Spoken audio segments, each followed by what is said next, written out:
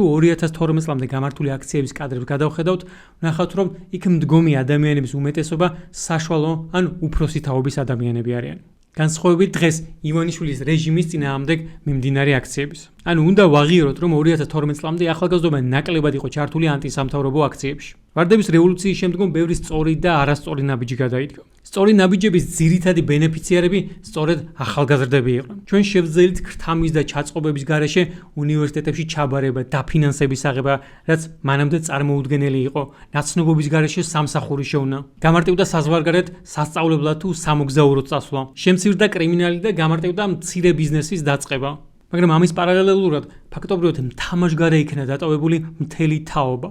საჯარო სამსახურებიდან ყოველგვარი გადარჩევის გარეშე გაათავისუფლეს მათ შორის მცოდნე და გამოცდილი ადამიანებიც და ისინი ჩაანაცვლეს კომპიუტერის და ინგლისურის მცოდნე ახალგაზრდებით. ძალიან ბევრი ბიზნესმენი გახდა სრულიად უკანონო მასშტაბური რეკეტის მსხვერპლი სახელმწიფოს მხრიდან. და ზოგადად ქვეყანაში ძალიან სწრაფად ხდებოდა ცვლილებები და ისინი, ვინც უბრალოდ ვერ ახერხებდა ამ ცვლილებებისათვის ფეხის აწყობას, რჩებოდა სახელმწიფოს და ზოგადად საზოგადოების ყოველგვარი მხარდაჭერის და თანადგომის გარეშე.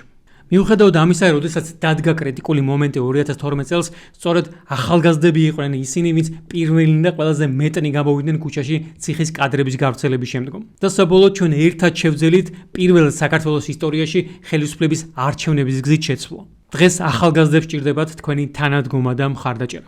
დღესაც მიაღწია რეჟიმმა იმ ეტაპს, როდესაც ქვეყნისთვის მისი შეცვლა სასიცოცხლო მნიშვნელობის გახდა, რადგან ის ძალაუფლების უსასრულო შენარჩუნების მიზნით გადასულია ომზე საკუთარ ხალხთან.